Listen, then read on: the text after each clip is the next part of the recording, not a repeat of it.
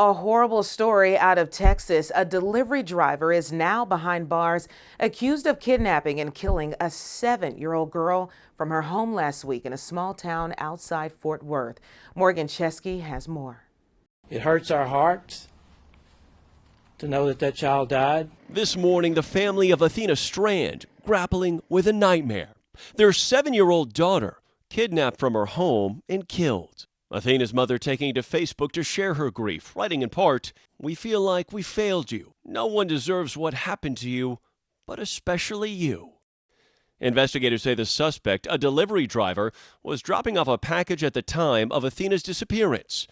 Her body found 2 days later, about 10 miles from her home outside Fort Worth, Texas, after 31-year-old Tanner Horner confessed to the horrific crime. Athena's stepmother was home at the time and contacted police after she spent an hour looking for the child. With the help of FedEx, investigators identified and located Horner. Authorities saying they believe he killed the 7-year-old within an hour of taking her. Horner, a contract driver with FedEx. The company said in a statement that employees are subject to criminal history background checks. A search by NBC News revealed no criminal record for Horner. With frequent deliveries to homes as the holidays are fast approaching, former FBI agent Brianna Fox says parents should caution their children. What would you tell a parent that has a child at home? Sometimes kids are taught, be polite, and they then don't want to scream even though things are really off. So sometimes even just telling their kids scream if something happens, that's enough to just deter the offender. Other advice for parents? Get a doorbell camera. Even a dummy one is enough to potentially deter someone with bad intentions. Have your packages delivered to your office instead of your home. And if your child is young and has gone missing, don't wait to call police. The research shows it's extremely unlikely to happen, but there are steps we can take to prevent it, to make that risk even smaller, which is, for every parent, exactly what they want to hear. The investigation into the brutal murder of 4 University of Idaho students is now entering its 4th week with no updates about a suspect or motive in the troubling case. Stephanie Gosk has the latest. As snow blankets the crime scene in Moscow, Idaho, fears are mounting in the community that the case, too, is growing cold. The hunt for the killer who stabbed 4 college students to death in their beds on November 13th is now entering its 4th week. For the first time this weekend, we heard from the victims' 2 other roommates who were home the night of the deadly attack but were not hurt.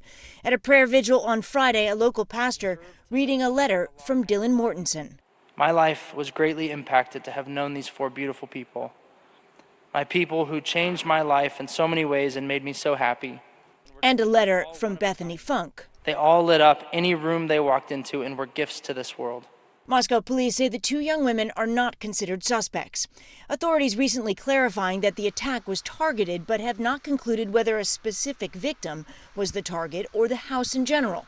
They are vowing to get to the bottom of the crime. We're putting the pieces together, and I think when that picture is done, I think we'll have a real clear definition of what occurred and where to go.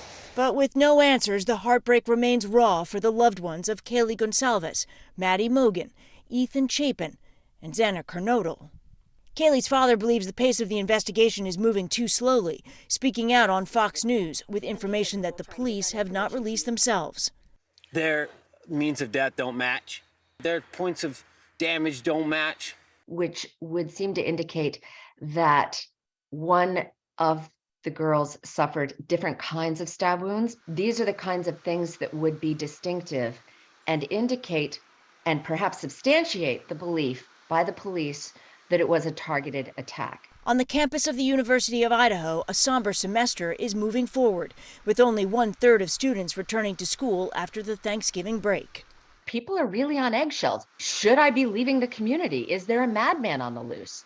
Next on 39 News, we look back at the extraordinary career of Sesame Street legend Bob McGrath. Stay with us.